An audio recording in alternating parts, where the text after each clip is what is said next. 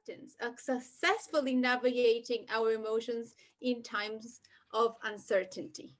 If you can think of any more appropriate topic for these days, I don't have any other one more appropriate than that.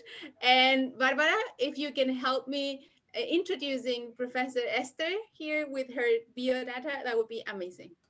Okay, so we are very honored, and I am personally so happy to have Esther here with us today.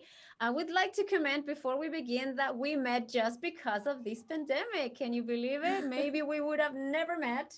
And thanks to this new need to communicate through Zoom or other platforms, we were able to have this fantastic webinar today. So Esther Vázquez is the founder and she's the CEO of Evenio Educational Consultancy. She's an academic consultant and an experienced English teacher. She's also a teacher trainer and academic consultant. She teaches at state-run middle schools in province of Buenos Aires, right? And at Universidad de Buenos Aires. As from 2009, yes, she has been a teacher trainer at Escuela de Maestros, and this is something run by Gobierno de la Ciudad de Buenos Aires. That's why I understood, right? Esther holds a BA in Educational Management and has specialized in the areas of neurolearning, neurodiversity over the last 10 years. She has delivered presentations in Argentina, Chile, Peru, Uruguay, Paraguay, Bolivia, and the US. In 2017, she was granted a professional development scholarship by Tesol International, our mother affiliate. So we're very happy to have you here, Esther, and I would like to just give some space for you to begin with this wonderful presentation. Okay, thank you very much. Thank you, Tesol Chile, because as you said, Barbara, it's thanks to these new normality, let's call it like that, that we are having the chance to meet people, as you said before, that probably we would not have met in other circumstances. So if we had to make a list, and we should make lists, and we'll talk a little bit about this later on, about what positive things we have to somehow for, is because we were kind of pushed to meet people, to enrich ourselves through those meetings. And well, I would say that, yeah, it's been more than, let's say, a great experience to come across you and to, well, organize this webinar together. So thank you, Tesol Chile. Thank you, Barbara. Thank you to the committee, right, for this invitation and collaboration that we organized together. So welcome, everyone. Thanks for being there. It's 5:30 in Argentina too. I want to tell you that today, just in case, I rechecked with Barbara what time it was in Chile, because I'm always afraid. I've been delivering talks to Peru. I know, I mean, there are 2 hours of difference, but yesterday I had to meet somebody who is in Canada, and I made a mistake because I thought I was, there's a 5-hour difference, but I thought that when it was 8 in Argentina, it was 1 p.m. in Canada, and it was 3:30 in the morning, and I kept sending her messages because she did not turn up. Wow. So just in case today, I said, no, I'm going to check. Well, thank you, everyone. I hope we enjoy this meeting together and that we can profit from it. As I usually, I'm a teacher trainer, I usually say, not all that we will listen to will be totally new. But there may be something, well, some things that you say, right, oh, I did not remember that. I had never thought about that this way. So the idea is to rethink together many of the probably kind of tools that we've been using throughout specific year and life, to see if we can kind of probably give a twist to some other things that we did not probably, we had not thought about, and probably today we may be invited to do it, right? So let's start. I want to give this warm welcome. This is like the formal thing. And I want to play a game with you, right? So the idea is this. This game is called Just Like Me. So I love it. I like to play it. It's difficult when it's not face-to-face, but yet we'll manage. The idea is that I'm inviting you, please, if you can, to unmute, yes, and to say loud, just like me, if the statements I show you about me, Esther, apply to you too, right?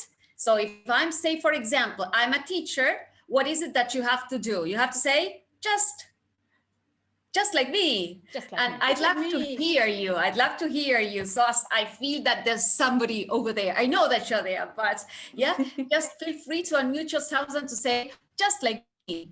Yeah, so let's get started. Ready, set, go, right? So first one, I'm a teacher. Just like like me. Somebody, just like me. Okay. Okay. I love traveling by plane. Just like Just me. like me. Okay, okay, good. I'm a Capricorn. Nobody there? Being a Capricorn, January the 4th? Okay, good. I was born in the 19th century, last century. Oh, just like me. Just like me. Just like me. Okay, okay. I even heard a male voice. Good, thank you for sympathizing with me. I'm not the only one. Right. I've been a teacher for more than 25 years. Just Nobody? like me. Just like me. Ah, there's somebody there. Some people were Yes. I Yes, I'm love here. Good. What's your name? Because I just, Yes, my name is Gloria Mandiola. I am from Chile. okay, Gloria, welcome. Yes. So good. Thank you. Thank you. I love teaching. Just Anybody like me. Just like me. Just like Okay. me. I prefer honestly face-to-face teaching. Just like me. Okay. I love holidays. I want to hear you. Just like me. Just like me. Just And like the me. last one, I need holidays. Just like me. Just like me. Okay, good. So we celebrate all the similarities that we have. Well, let's share our agenda. I tell you already right now that having an agenda when you have a presentation or even in your lessons is really brain compatible, because you kind of share with, in this case, with the attendees, but then with your students, what you will be doing throughout the class, right? So it's good to have an agenda, to have a shared kind of a prior shared knowledge of what issues we're going to tackle throughout the lesson, throughout the webinar. So these are some of the topics we're going to go through. Emotions and the power of yes. We will talk about emotional literacy. We will talk about the importance of good praise, praising properly, and we'll refer to certainty and uncertainty in a year of so many uncertainties, right? And finally, we'll recap, yes, before we leave, and that's going to be it. Yeah. Well, this is a phrase by Leslie Hart, Dr. Leslie Hart, which I really like and fully agree with. Yeah, it says, teaching without an awareness of how the brain learns is like designing a glove with no sense of what a hand looks like, its shape, how it moves. So thanks to neuroscience and thanks to neuropedagogy, nowadays we learn a lot about what issues and what strategies are brain compatible and therefore are really more useful in the classroom, right? And which ones may be rather brain antagonistic. So we will be referring to the brain today simply because it's where we use all the, let's say, the whole body, right, to experiment life. But everything is processed in the brain, yes, and the nervous system carries all the information, yes, to the brain, the organ that processes everything. So we have to know more about it. We have to learn more about it as teachers, right? So I have a question for you, and I would like you to answer it, through the chat. If somebody wants to unmute, well, just go for it. But otherwise, yes, give me your answers in the chat. And Barbara, Carla, if you can answer, if you can help me, right? The question is this: which is one of our greatest fears as humans, and not now, I mean, even when we were children, or which is one of the greatest fears we humans have?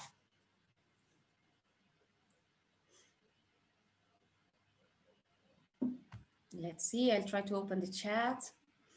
There are two answers already. Death, feeling lonely, loneliness, good. Anything else? It's lovely when you say loneliness, right? Illnesses, God, uncertainty for the future. And when you think of children who are less conscious probably of death and of the possibility of loneliness, it depends on their context, obviously. Some of them have it very clear. But yes, I do not have any fears. Good, Viviana. Having confidence is a treasure. Yeah, definitely. How to face people, right? And as humans in general, yes. When you were little, for example, was there any fear, any particular fear? Children to the unknown. Okay. Well, let's see if there's any other answer. Yes. Anybody else? Well, basically, when we speak about uncertainty for the future, exposure to the uncertainty, meeting new people because you're uncertain. Yes, because definitely uncertainty is brain antagonistic. We as humans are all the time trying to close the gap, trying to understand what's happening. Yes, we need it. We've been programmed for that, for certainty. Yes, we evolved to predict. In a way, when something is happening, we need to kind of have some kind of grip over that. We need to understand what's happening, right? We need to, because otherwise the brain cannot really process, because we may start being stressed, we may start being afraid. And we'll talk about emotions today. When we are too much taken by an emotion like fear of the unknown or whatever, we cannot process cognitively in a proper way. So we as humans have evolved to predict in order to survive more safely. Yeah, so it's good, yes, that we have some examples here, and we're going to work on predictions. For example, I will ask you, what do you think is written there? Yes, what do you think is hidden? What are the words hidden there? Mute yourselves if you wish, or Merry you Christmas. have to answer. Merry Christmas. Merry Christmas. Who said that? I said Me, that, but Josefina. I think that's someone else also. Okay. Josefina. Okay. Merry Christmas. Look at this. Well, no, but because, and I was not naughty enough to put the Christmas tree before. Yes, you had this, and yet your brain tried to close the loop to see there was a something there that led you to see that it could say Merry Christmas, right? Okay, remember this, the human brain is meaning maker all the time for certainty, to survive. Yes, we need to, as I said before, to understand what's happening around. If we can't, we may be even emotionally hijacked. If I feel too uncertain about the future, my emotions may start being the ruler. Yes, and so I need to see how I can close the loop, because the brain is meaning seeker. The brain is meaning maker. It's a rule, right? And now what do you think is hidden there? What word? You by now, you don't want to say anything. You believe I'm tricking you. I may be tricking you. Maybe laugh. Maybe laugh, Gloria says. Yes. All right. Any other possibility? Laugh? Laugh? Well, it's not laugh, you see? But we tend to produce answers that have something to do with some prior knowledge. If I see this in red, yes, the closest thing I've ever seen to this, to my brain, seems to be the word love. And that's the way we function. That's the way our brain works. All the time closing the loop, all the time trying to find an answer to what's happening. In a year when we are full of questions, where we have very few certainties, we would say, right? So that's why we are talking about this, how we try to close the loop about what we are experimenting and how difficult it is at times. Yes, for us adults, for adolescents, for children, right? Okay, and I, again, was not that naughty to kind of bias, right, you? So I just put that and it was enough. Now, tell me what you can see there. Circle? A circle, yes, it's an easy question. And now, let's see. Two circle. No, two circles. Any other answer? It's not a naughty, because you could have thought it's another naughty question. Some No. eyes. Eyes. Two You know, eyes, yes. you know, another thing, that we human beings are programmed to find faces, right? To look and to find for faces anywhere. That's why you see maybe whatever, two glasses and a banana, and you say, we see like a face, we look for that, right? So it could have been. And here, what do you see in isolation, without seeing the last thing I added to the image? What is it? A triangle. A triangle, right? We could see a face nearly now by now, yes or no? A nose, a nose. A A nose. Uh-huh. You see, because we are looking for meaning. That's the way we work as humans. Now, I want to share with you a video which is part of an experiment, and we will see. Yes, remember here you will see two. You will see also. Oops, sorry. You will see some geometrical images, figures, and let's see if you just see that. It has no no background music or whatever. It's just, let's see.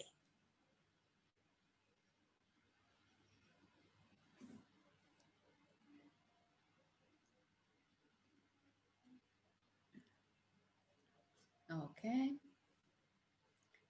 Oops. Hey.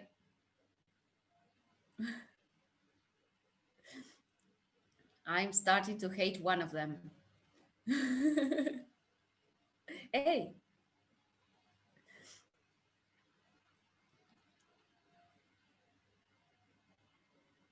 So we have, well, you see there, the circle poo, I think, has kind of left. Ah, no, I'm coming for you.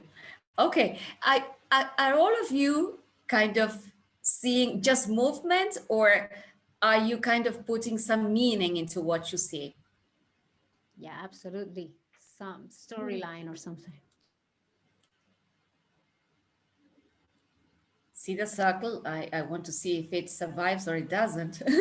So originally, they are simply geometrical figures. This is just part of an experiment that was carried out in the 60s to show how we humans, right, give meaning or try to give meaning to all that we see around. We need to find a certain logic in order to be quiet, at ease, relaxed. Yeah.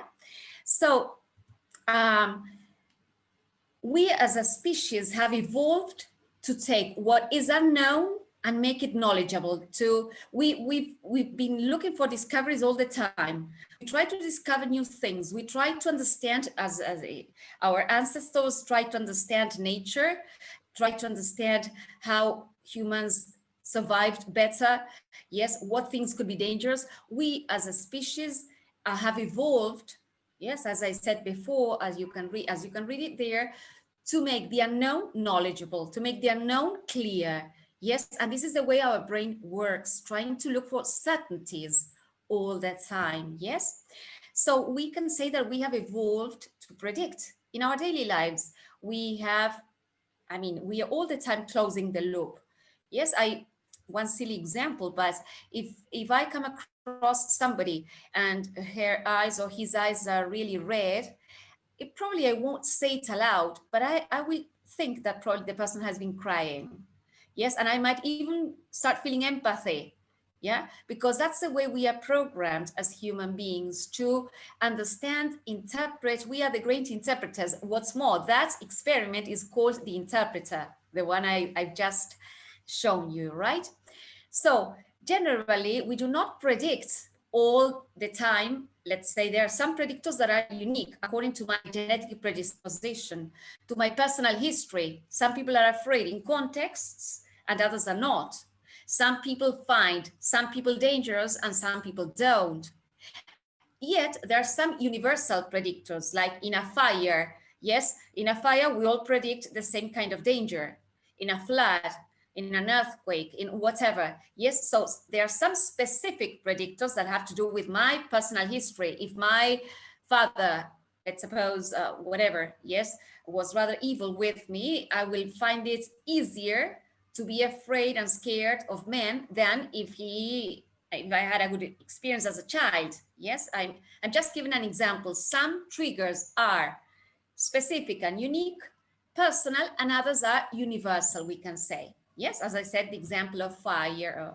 Yes, so we also predict according to efforts, yes, that we made to manage the emotional worlds, because the fact that I suffered in childhood doesn't mean that that will limit me throughout life. I can work on that. I have to work on that. Yes, yet I'll find it more difficult to handle certain emotions. Are we fine up to there? Yes, show me, I mean, thumbs up, Yes. thumbs down, thumbs there. Okay, good, good, good. Nice to know that. Thank you. Good. So that was 2020, nearly a year ago, about to start to push the button to say, okay, there you go, right?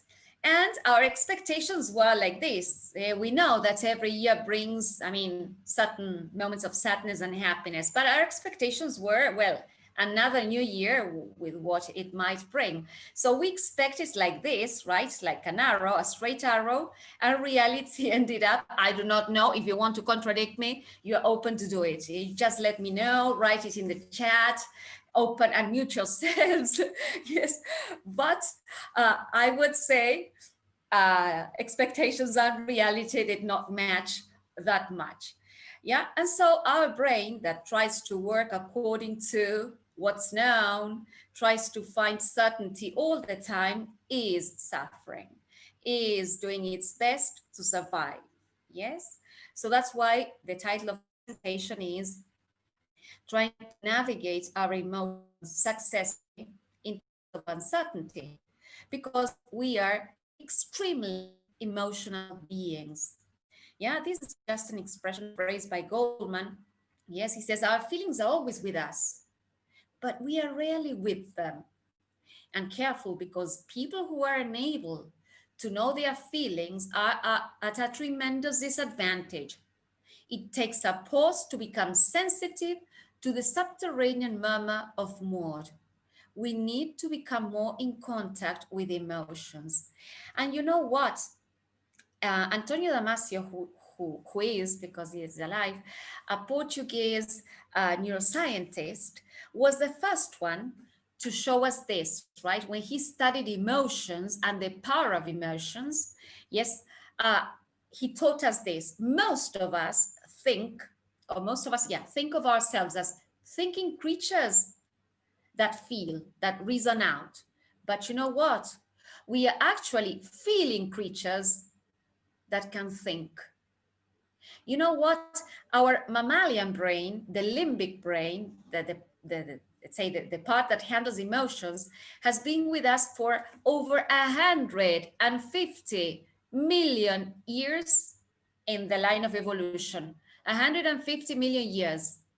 While our reasoning, let's say that the cortex, the neocortex, yes, that distinguishes us from animals, has been with us for approximately 2-3 million years. So our brain that ontologically has developed from our earliest ancestors has been, let's say, in the limbic mode far longer than in the, let's say, cognitive mode, right? Cognitively speaking. So therefore, that's why he wrote a book, yes, in 1994, that is Descartes' error, because Descartes said, I think, then I exist. And he showed that emotions are an essential part of our lives. It's not I think and then I exist. I think, I feel, yes, but I feel is stronger than I think. Yes, it characterizes us as humans, strongly as humans. And you know what? I put there those two dice, which I like because it talks about the IQ and the EQ.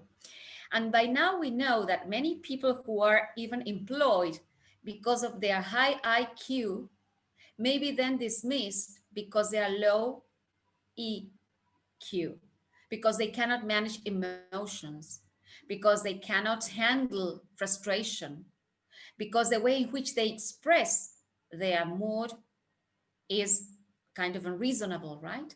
So it's interesting to think that we are basically basically, and mostly feeling beings, right? With the great power to reason out, with the great power to think. And remember this, we share the limbic system with animals. So that's why animals also feel, are afraid, they love us, they want to be with us, they have feelings, yes? Then we evolved into having a neocortex, which is far developed, yes, than theirs. But it's important to know that we share this with mammals, right? With mammals. I mean, the limbic system. Are we fine until there? Yes? Okay. So we can speak about 6 universal emotions, yes, that are expressed with the same gestures in the world. Yeah, and I won't go deep into this, but there's an experiment that was carried out by Paul Ekman, who wanted to see if even, I mean, in very far remote places, people expressed these 6 basic emotions with the same facial gestures. And so, well, there's an experiment he carried out, and he went to an old age tribe, yes, a group of people that still lived in the 60s, like an old age tribe. And he realized that whenever they felt happiness, you could read it in their faces. And they were not exposed to any kind of media. That's the thing he wanted, to see that these people were not exposed to any kind of media that could kind of bias them, right? So these are the 6 basic universal emotions, and then we have shades of each, right? So unmute yourselves or write in the chat box which you think, probably you know which they are, but share with us which you think they are, which you know these 6 basic emotions are. I want to just to interact a bit with you. Which are they?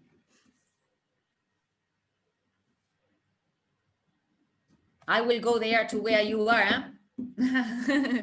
You So Esther, you have a bunch of comments on the chat from the part while you were speaking, and now many people are writing the emotions.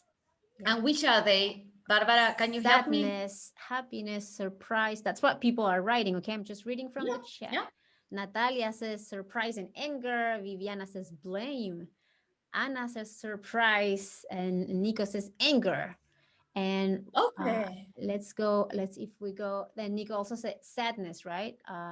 Okay. You know what? I could stop giving the talk because you know what I have to say. So here Nico says anger, girl meme, birthday, meme birthday, surprise.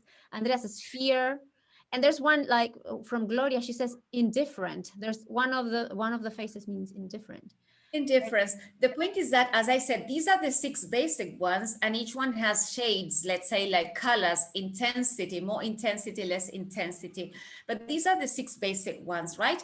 So good for you, because you really mentioned nearly all of them, I would say. Oh, happiness. Sorry. Tell me that you see 2 final letters S. Tell me that you're seeing that. Come on, please. Imagine that there are 2 final S's there. I've just realized that one is missing. Okay. Sorry, my apologies. Esther, from Facebook Live, we also have Marisa, and she's saying sadness and happiness. I just wanted to let you know that people are following us from Facebook Live as well. Good, nice to know that. Yeah, these are the 6 basic ones, right? The first one, yes, anger. The next one, let's say to the right, which do you think would it be from the list? Disgust. Mm-hmm. Yes, very good. And the next one? Surprise. Mm-hmm. If fear? not surprise? No. Fear. Fear. Because we have a better one kind of for surprise. Fear. Yes. Fear. Good. Oh, The sorry. last Happiness. is surprise. Esther knows that it takes double S. There, Esther put the double S. Good. Okay. Happiness, right? And the next one? Sadness. You see the eyebrows, right? Well, nowadays we speak mostly with the eyes because we have our mouth covered. We see that we can interpret sadness, although we do not see the mouth, right? We can interpret fear and so on and so forth. And the last one? Surprise. Surprise, right? Okay. So Esther, there's a question for you in the chat. What about boredom? This is a question from Viviana.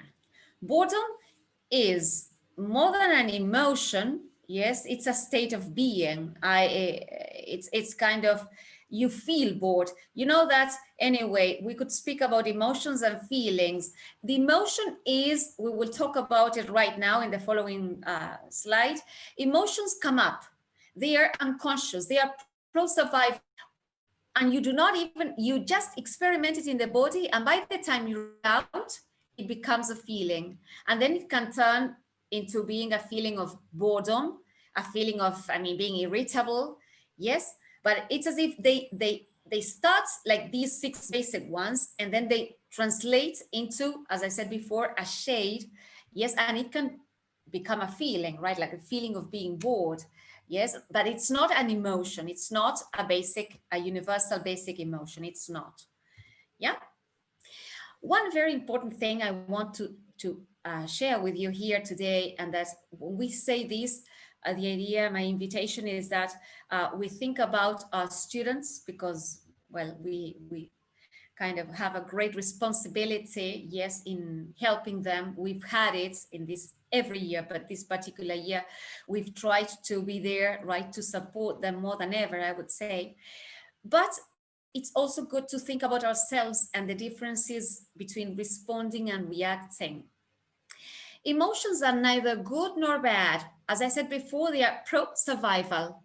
So because maybe I see a bus coming at great speed, I just jump back, and probably it was not necessary. But I won't start reflecting, shall I move away? Shall I go back? We have like, it comes kind of irrationally and consciously, yes? And then we may think about it and say, well, finally, it would not have been necessary to jump back. Yes, because we react in many cases, and the idea is that we have to learn to respond. Yes, as I said before, emotions are neither good nor bad. They've helped us to survive, to endure, to take care of ourselves. Yes, being angry is not bad.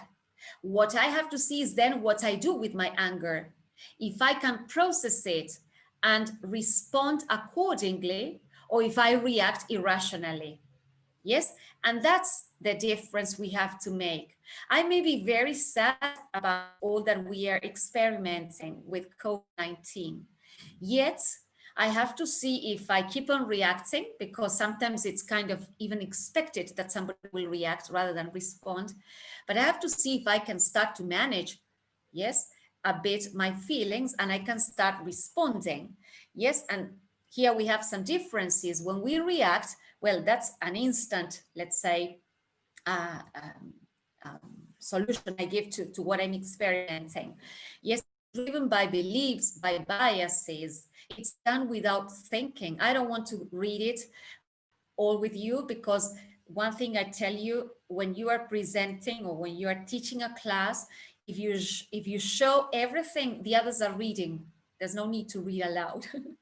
Yes, so that's why sometimes we should show things gradually, because we humans, and this has to do with neurosciences, we know that we are strongly wired, visually wired. So we tend to look around, we tend to read. So if somebody is speaking, for example, I talk about responding and I do not show anything, you will be, I know, paying more attention than if I already move forward, because you will start reading. Yeah, just to let you know this, when you want your students to pay attention and you've already written something on the blackboards, they will be invited by the visually to look at whatever you added, right? Okay, so there's nothing wrong with emotions. We may be sad, we may be irritated, we may be angry. we have to process and teach our students to process properly is the way they act. If they react, yes, unconsciously, without thinking much, yes, or if they learn to respond. Lately, you must have heard people talking about the importance of managing efficiently, and this is known as emotional literacy. The more emotionally literate we are, the more chances that we will establish safer relationships, right? But sometimes it's a question of learning. Sometimes we cannot be that literate in some cases. Sometimes we are, not being as responsive as we wished, and yet we have to learn to forgive ourselves, and to, try again. Yes. So there's an acronym that helps us think about, let's say, how to be emotional literate. Yes. First of all, yes, we have to recognize emotions, recognize them and label them too. Understand what may have caused that emotion. Yes. So sometimes it happens to me, and I think you may share this with me, that I'm feeling uneasy and I do not know why. It's kind of, I'm rather nervous and there's something which hasn't got a name. And once I can say, it was that she said, or it was because somebody says that was going to phone me that day, and I'm afraid that that person may break some bad news. There may be something behind that is kind of, if not irritating, but worrying me, and I'm not fully conscious. Once I give a name to that, once I label what I'm feeling, I'm starting to become more emotional literate, and there are more chances that I will respond rather than react. Sometimes we start shouting around, we shout at our children at home, and if we stop to think what may be moving us, probably it's not exactly what the child did. There's something behind that's moving me to react, yes, in a way which is inappropriate. So once we've labeled emotions accurately, the idea is that we have to be able to express emotions appropriately. Yes. So a person who is emotionally literate can regulate emotions effectively. Yeah. So ruler would be an acronym: recognizing, understanding, labeling, expressing, and as much as I can, regulating my emotions, right? So since this talk is about surfing the world of emotions, or the sea of emotions, we can say that the teachers who best navigate emotions, the parents, the brothers, the sisters, the spouses, are the ones who connect with others in meaningful ways. I left it, talking about the teaching and learning fields, right? But the ones who can connect in meaningful ways, in spite of not face-to-face teaching, when they feel that you are there, yes? When a student feels that he writes a message and he gets an answer, yes, when they see that we see beyond the subject we are teaching, yeah? Teachers who believe in their students, teachers who believe that they can, yes, that there may be very, very many things that they can't, but they also pose their attention on their possibilities, on what they can, right? Teachers who make an effort to understand their own emotions. Yes, because I can speak for hours about how to handle them. But if I cannot express them properly, I won't be of that much help. We know that. Yes.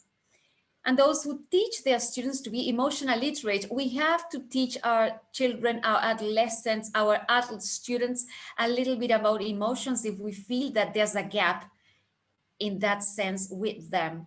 Yes, talk to them about the basic emotions, tell them that they come, we cannot control them. If I'm sad, I'm sad, and they are neither positive nor negative. They are pleasant or unpleasant. If they are unpleasant, we try to move away from them. And one good thing is to navigate them, to stay there, to give them a name, and to try to see how to express them better, not to move away. Some people we know that some people go out shopping or start smoking, or yes, in order to kind of make up for the unpleasant feeling that an emotion may bring. But the emotion will stay there. The idea is that we have to try to navigate it, stay there, understand it, give it a name. Yes. So those teachers who create a resonant atmosphere are the ones that really can help others to learn. And what do we mean by a resonant atmosphere? Apart from being well lit and clean and all that, because that's also something we have to take into account. But nowadays, most of us are in our homes, and yes, we cannot manage that that much. But those in which, those teachers who create an atmosphere where acceptance is the rule, where a student may know that something he did is wrong, but he is not questioned. As a person, he is accepted. Yes? As I tell my students, you know what you've done is awful, but yet I want you here. I don't know if you want to stay, but I want you here. Yes? So we distinguish the person from the act, although it may be highly irritating. Yes, so we have a resonant environment when there's an environment where acceptance is a rule. Yes, where we know that the other one is good with all maybe a variety of mistakes, but yet we know that there's goodness in all of us, some goodness in all of us, and badness too. So yeah, where we tolerate, where we accept, yes, where we know that we have to be pro-social. As you said at the very beginning, loneliness is one of your fears, because we as humans have a strong drive to be with others, yes, to work with others. So you know what, something interesting I had not thought of sharing here, but it's just come to my mind and I will share it. When you feel pain, emotional pain, the same areas in the brain that light up when you are experimenting physical brain are affected. When we are experimenting loneliness and you feel sadness and pain for that, the brain, let's say the same areas of physical pain are the ones that light up.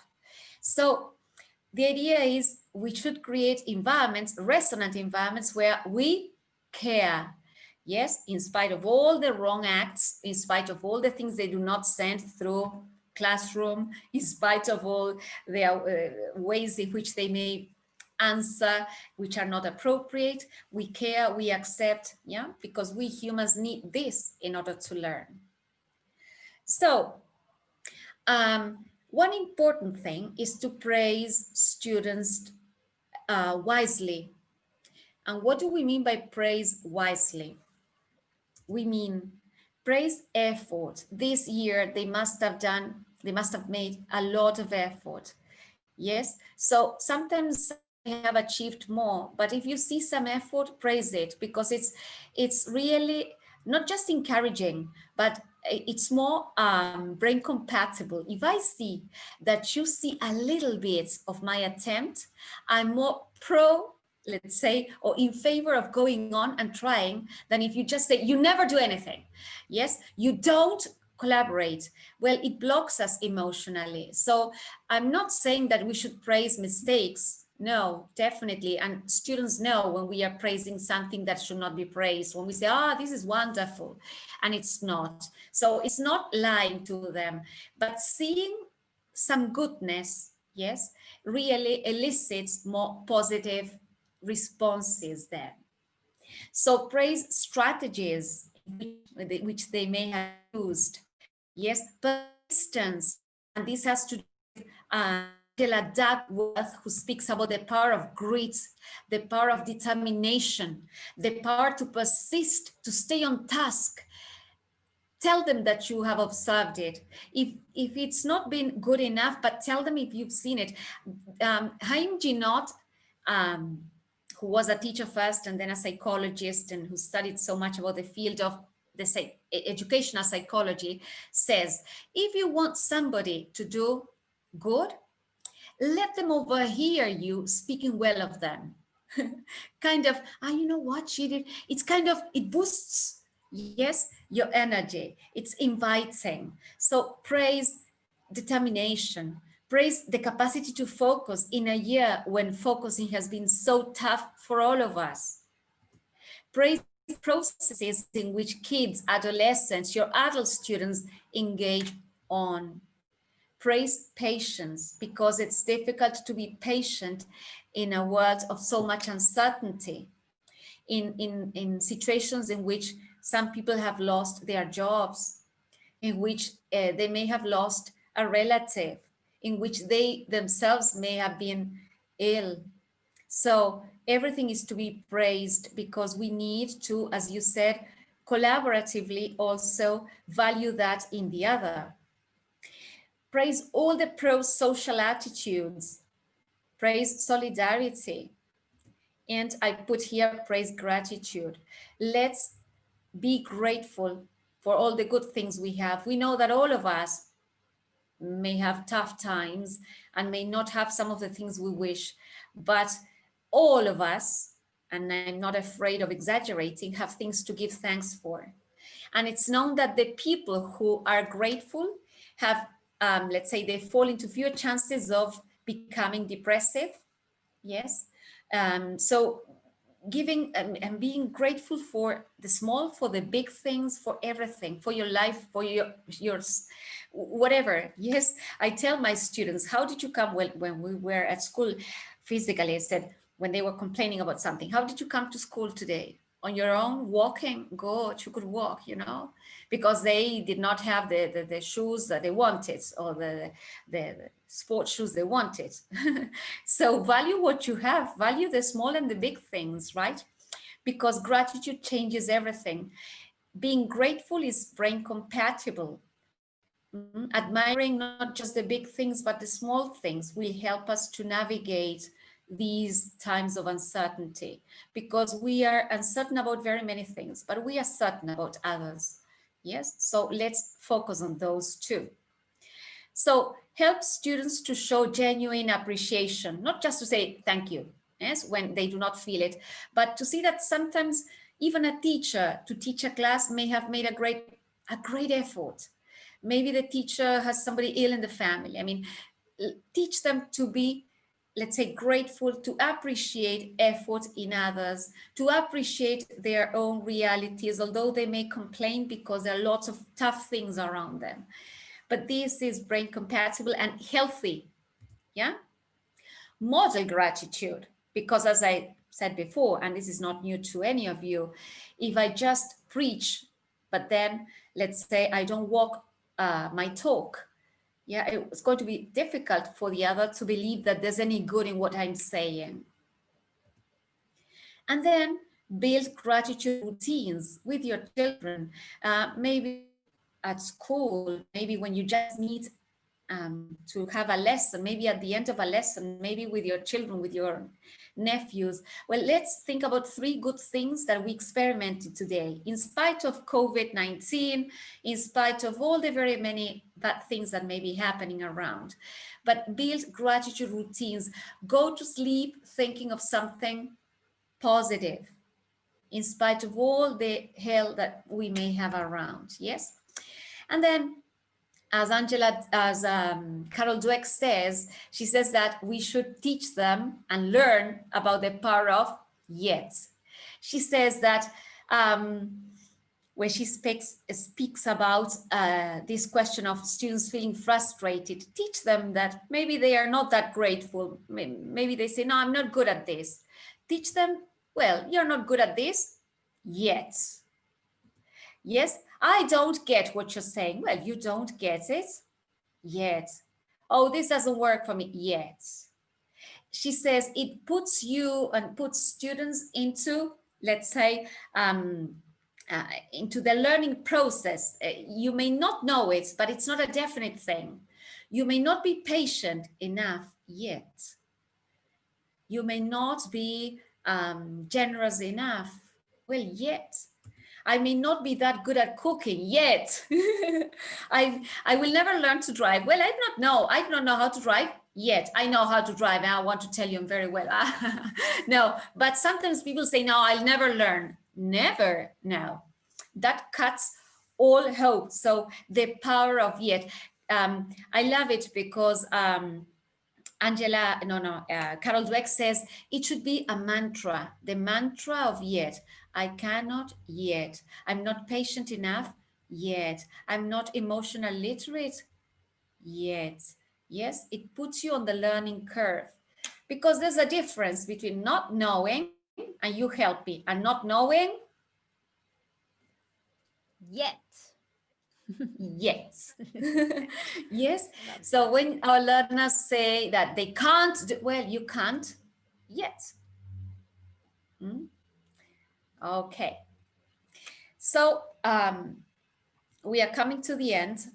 I loved this short, let's say, segment I took from the Conversation magazine. Who would like to read it? Would anyone here like to read it aloud? You just unmute yourselves and be good, be considerate with me. Come on. I'm getting hungry. Anybody? I could, if no one. I'd like to read. Someone started I'd like reading. to read. Go on, Mauricio. Go ahead, People are please. responding heroically. Pero ¿cómo hago? We can hear you perfectly, Marisa. Yeah, we can hear you very well. Yeah.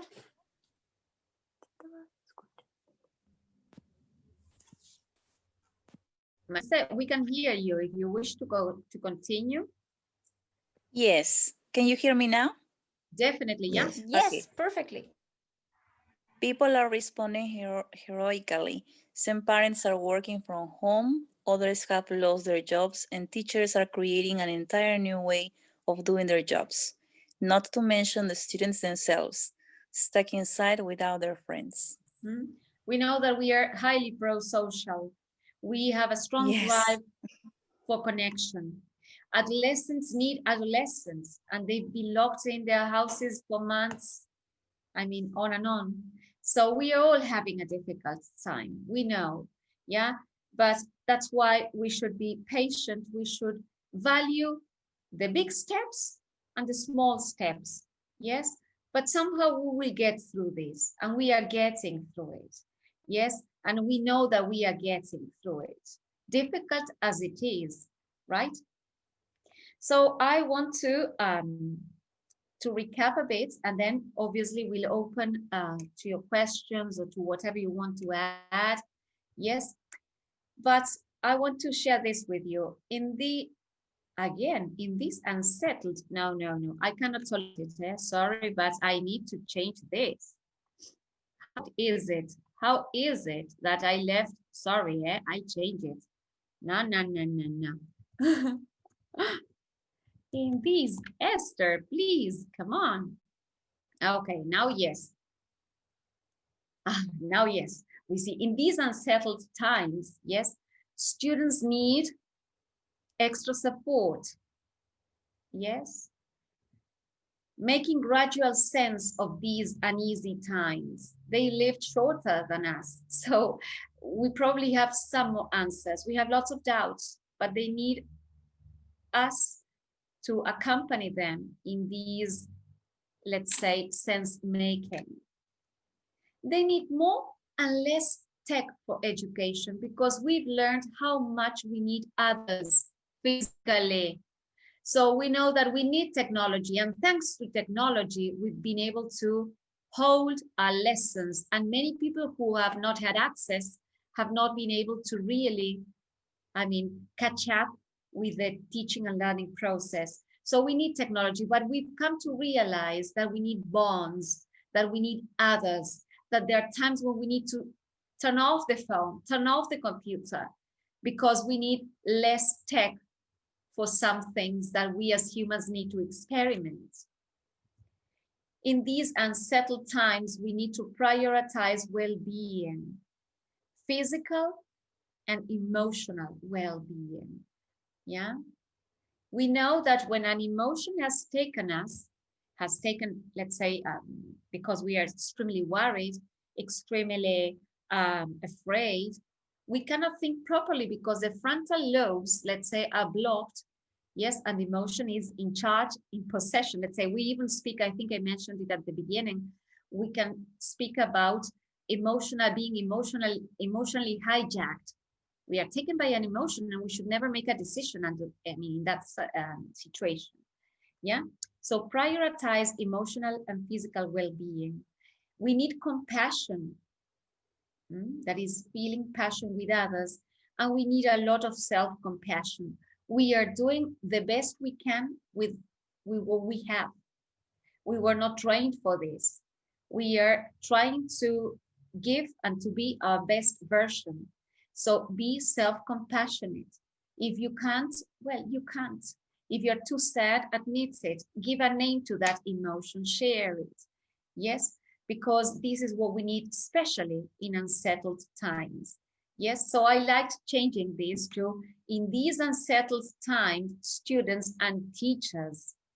Yes, every human, but we are talking about education. So teachers also need extra support. If you are in command, if you are in an organization as a head, well, you must have realized how much extra support somebody may have needed. And not just, I mean, technologically speaking, extra support, I mean, trying to show them that they can, that they, yes, focusing on the attempts they made, on the positive things they tried. Yes, and then I added here, yes, we all need the power of yes. If I am not compassionate enough, well, believe that yes, maybe I can work on it, yeah. If I am not prioritizing well-being yet, start prioritizing it, because it will be helpful for you and for the ones around. Well, I loved this kind of poem I found some time ago, and I brought it and included it to share with you. It says, life always gives us exactly the teacher we need at every moment. This includes every mosquito, every misfortune, every red light when you're angry because you're not getting to a place on time, every traffic jam, every obnoxious supervisor or employee, every illness, every loss, every moment of joy or depression, every addiction, every piece of garbage, every breath, every moment is the guru. So this is, let's accept that all this is because of something, and that we have to try to individually and collectively try to bring about our best possible version. Yes.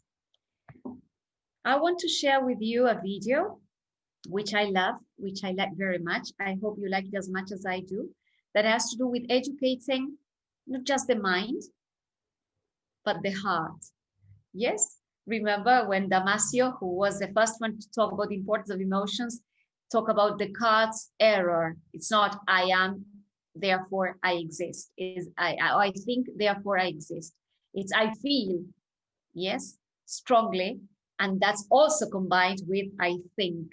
But emotions are extremely important. So let's share this video and see if you like it. When a child is born, we do everything we can to protect them, nurture them, love them. A child's heart and mind are fragile. As they grow, we want to teach them everything we know. We send them to school to fill their minds with wonderful knowledge, to give them the tools they need for life. At school, they get a taste of what things are like in the world outside. There's friendship, romance, disappointment, embarrassment, discrimination, and bullying. But are the tools we give them enough to prepare them for this world? We have an enormous responsibility and an amazing opportunity. If we truly want to prepare them for the world outside, we must also educate the heart. Because to navigate the world outside with compassion, acceptance, and tolerance, we need to teach them compassion, acceptance, and tolerance. This can begin in our schools, and it can start today. It can happen at hockey practice, dance class, at day camps, and music lessons. And it's already happening around the world with astonishing results. If we want our children to grow into socially and emotionally capable young people, we must ask for a balanced education that puts importance on educating both the mind and the heart.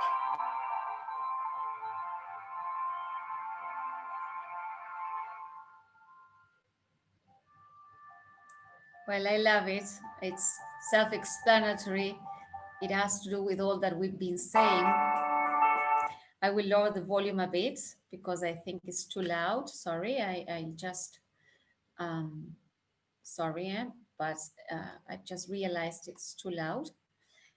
And I go back there. That's it. Okay. Yes.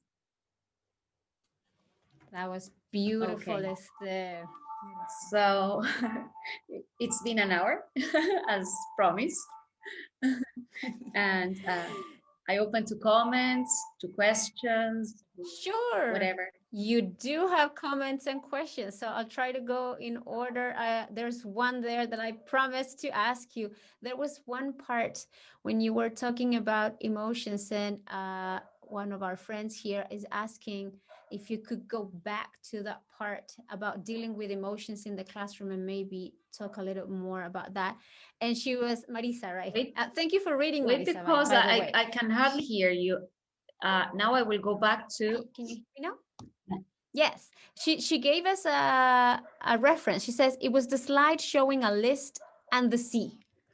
So that's the reference of the slide. What's the that she question? would What's the like question? Sorry, Barbara. I need to... She would. It's okay. She would like to go back to that part to speak more about that part about teachers dealing with emotions in the classroom. To go to a slide and to talk about that a bit Exactly. more. Yes, exactly. If you could Okay, add a little bit more. just, I mean, you ask for it, you have it. Let's see. Yes, at least for a while. I think that was the one. Maybe this one. Is that right? This one, I think. The one that has the C. Is it? Yeah, that's the reference she gave us. We have to, the same as when we walk along the shoreline and we have different kinds of waves. Some of them do not even get to our feet. Others to say, wow, too strong, because this is the shoreline. Yes, may surprise us and we are not ready. Others are too strong because they come with a lot of energy. Well, such is life. That's the way sometimes things present in life. Some come more smoothly and we are better prepared for those. And some other things take us by total surprise. So I will put the whole slide. Yes, I will share the whole slide. The idea is that we need to give a name to the emotions that come up and that we experiment. Especially always, but especially if we feel unsettled. Yes, if we feel kind of uncomfortable, because the more I understand my own emotions, the better I will proceed to respond rather than to react. Yes, I do not know if there's any specific question and she wants to unmute herself about this that I may not have said. I don't know, Marisa, just say thanks with a big emoji of happiness. Thank you, Marisa. Yeah, but feel free, guys, to open up your mic if you want to ask. Is there any questions that are not on the chat? Esther, can you hear me? Yes. Okay, Esther, I just wanted to thank you because you know something maybe I would like to share is that I am watching your presentation with my daughter next to me. I'm a teacher, of course, and my daughter is an adolescent. She's 18 years old. She's almost 17 years old. She understands English, and it has been really, really nice to have this moment for us. Thank you. Because I mean, it helps me as a teacher, but it's also a very good reference for her. She loved what you said. She loved what you presented. So I'm very happy to have this sharing time, okay, with her and with you. What's your daughter's name? My name is Maria Fe. Thanks so much. Oh, so nice to have you there. So nice to have you there. Thank you. And thanks to your mom for these kind words. And yes, you are having an unsettled time in every sense. Yes, because we know that adolescents it's a time in life to be with peers. And you've been asked for a lot, for much. Nevertheless, as we said, every mosquito, every misfortune, everything is a teacher, a guru. So let's learn what we may have learned from this. We will become more resilient. We need to be resilient. So thanks both of you for these kind words. Really appreciate it. Thank you, Esther. Thank you for the chance to receive all this important information. I think we as teachers, we have a great responsibility. We deal with people, we deal with lives, we can help support them.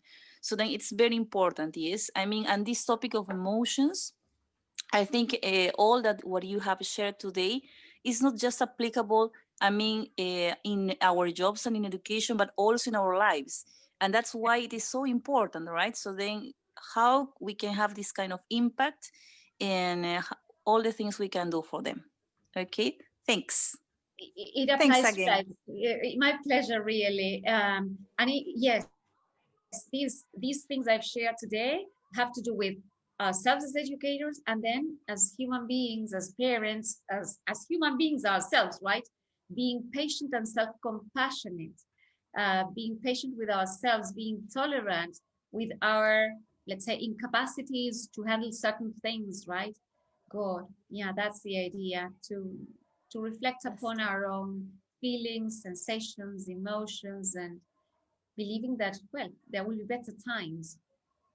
Yes, nice. Thank you, Marisa and Esther, for taking that. So I have a comment from Gracia. Hello and welcome, Gracia. So good to see you here. She commented in the part where you were showing that we should, as teachers, allow ourselves to feel gratitude and to feel these positive emotions. She said, I like what you're saying, that it should be genuine. If you don't feel it genuinely, don't say it. Students can tell when you're demonstrating something that is not true. Definitely. That's why even when we congratulate them on something, let's not overdo it, because we really spoil it. It's kind of, they know that what we are saying is not that good, and it's not that, let's say, realistic or truthful. So the idea is gratitude. We have to teach them to, yes, to be really grateful for things and to express gratitude when they do feel it. But we have to learn to teach them to sometimes observe very many things that they do not appreciate. They give them as if they were just part of everybody's lives. And sometimes they have things that, like, as I said before, the capacity to walk, to see, to sing, right? So very many small things that are huge, right? So giving thanks for so very many things is healthy, and it brings about health. Perfect. Thank you very much. We also have a comment from Jose that he says that teachers are in charge of an average of 20 to 45 students per class. So getting emotionally stable can make a huge difference and also an impact on ours and your students' lives. So that's it, to keep it going, and thanks for your presentation, Esther. Oh, welcome. Yeah, at times, for example, I also teach at university, and I had to correct so very many papers, and I had to teach my lessons with, well, nearly 70 students, 17 in 2 classes of 35, and they sent questions, and I tried to answer because I knew that they needed a somebody, yes, to just solve a doubt, or because emotionally you need a somebody over there. That's why I said, what we've learned is that we need more technology. The governments, we know, should, see that more technology is available for everyone, right? That access to technology has to be provided, let's say, but we need more and less technology. We also need more human and more humanistic approach. And that's something we've learned while being locked, yes, for so very many months, right? Exactly. We want to thank you, Esther, on behalf of Tesol Chile and all the teachers that are here and they are connected on Facebook Live, because this has been a very enlightening presentation. I think that it's very important to remind ourselves that we are first teachers and then teachers of English, that sometimes we forget. We focus like plenty on the language, and sometimes we forget or we lose focus on this idea of educating a new generation in this, especially in this challenging time. So thank you very much for all the presentation, the ideas, and how it was delivered. So not only the content, but on how it was delivered, that it was also very, very relevant for us, for our classes and the ideas. Thank you. It's been a pleasure, a great pleasure. And well, let's keep in touch. I wish you all the very best. Be patient with yourselves, be self-compassionate, and keep on trying and take care, right? We'll come up, let's say, we'll get out of all these situations that sometimes make us feel that, well, we are done. No, come on, feel strong. And if you do not feel that strong, well, maybe that day is not a good day, but it's just a day. Yes. So every step counts. Every baby step counts in ourselves, in our children, in our adolescents, right? So thank you very, very much. Really, it's been a great pleasure. Thank you, sir, Esther. And I would like to say thank you, everybody, for being here. I thought this was a treat. It was like a mind and heart spa. That's the way I felt with your webinar. Like we were taking care of ourselves in group, and we were accompanying each other as teachers and colleagues and part of this community. So I'd like to thank you again. I know that you've been trying hard to catch up with us and work with us. So I appreciate it a lot. And I'd like to say thank you again on behalf of Evenio and on behalf of Tesol Chile. Please follow Esther on her educational consultancy. You can find lots of other interesting material there. And you can also follow us you can find us on Facebook, on YouTube, on Twitter, on Instagram. Follow us everywhere. And I have just shared our YouTube channel where you can rewatch this fantastic webinar in case you want and catch up with others. So thank you, everybody. And I hope you have a fantastic weekend and a beautiful week.